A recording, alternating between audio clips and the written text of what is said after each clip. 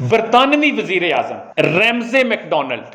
یہ اس کے الفاظ ہیں، وہ یہ کہتا ہے کہ جناح صاحب کو کسی قیمت پر خریدا نہیں جا سکتا تھا، لالچ اور خوف جیسی کوئی چیز ان کی لغت میں نہیں تھی۔ پھر وہ یہ کہتا ہے کہ ایک دفعہ میں نے انہیں 1935 کے ایکٹ کے تحت فیڈریشن کے قیام کی پیشکش کی تو انہوں نے اسے قبول کرنے سے انکار کر دیا۔ پھر وہ کہتا ہے میں نے انہیں کہا اگر سنہا ایک صوبے کا گورنر بن سکتا ہے تو کوئی دوسرا کیوں نہیں بن سکتا، اور اگر سہنا جو ہے وہ لارڈ کا خطاب حاصل کر سکتا ہے تو دوسرا کیوں نہیں کر سکتا۔ کہتا میں نے یہ کہا، برطانوی وزیر اعظم یہ کہہ رہا ہے، کہتا میں نے یہ کہا تو جناح صاحب اپنی سیٹ سے اٹھ کھڑے ہوئے اور باہر کی طرف چل دیے۔ کہتے میں حیران ہو گیا، میں ان کے پیچھے گیا کہ میں انہیں اب رخصت کروں، تو میں نے جب ایسے ہاتھ بڑھایا تو جناح صاحب نے مجھ سے ہاتھ ملانے سے انکار کر دیا۔ کہتا میں پسینے سے شرابور ہو گیا جناح صاحب کے اس رویے سے کہ میں وزیر اعظم، میں ہاتھ بڑھایا اور وہ مجھ سے ہاتھ نہیں ملا رہے، تو میں نے پھر میں نے کہا آخر کیوں، پھر کیا ہو گیا، اب آپ مجھ سے ہاتھ بھی نہیں ملا رہے۔ تو جناح صاحب نے کیا کہا، اب میں آپ سے کبھی نہیں ملوں گا، آپ کے خیال میں میں کوئی بکاؤ مال۔ اور پھر اس کے بعد برطانوی وزیر اعظم ریمزے میکڈونلڈ کہتا ہے کہ میں ان کے اس کردار سے بڑا متاثر ہوں۔ نواب صدیق علی خان نے اپنی کتاب بے تیغ سپاہی میں لکھا ہے کہ جارج ششم کے دور میں برطانوی حکومت نے جناح صاحب کو بلایا انگلستان میں تاکہ مذاکرات ہوں اور ہندوستان کے لیے مزید اصلاحات حاصل کر سکیں یہاں کے لوگ۔ تو اس دوران میں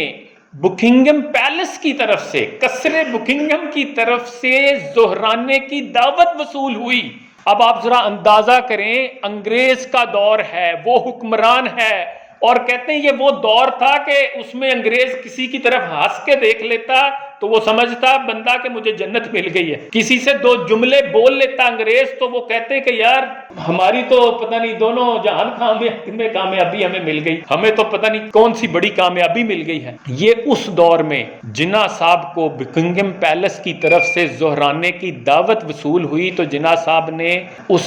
جواب میں یہ معذرت کی کہ میں حاضر نہیں ہو سکتا اس لیے کہ یہ رمضان کا مہینہ ہے اور مسلمان اس میں روزہ رکھتے ہیں۔ جناح صاحب میں منافقت نہیں تھی۔ یہ 1937 کا واقعہ ہے، شملہ کا۔ شملہ میں جلوس جا رہا ہے، لور مال سے جلوس گزر رہا ہے، کھلی گاڑی میں بیٹھے ہیں جناح صاحب، اور اس کو کوٹ کیا ہے امبالے کے مشہور مسلم لیگی رہنما ہیں سید کاظم علی صاحب، انہوں نے اس واقعہ کو کوٹ کیا۔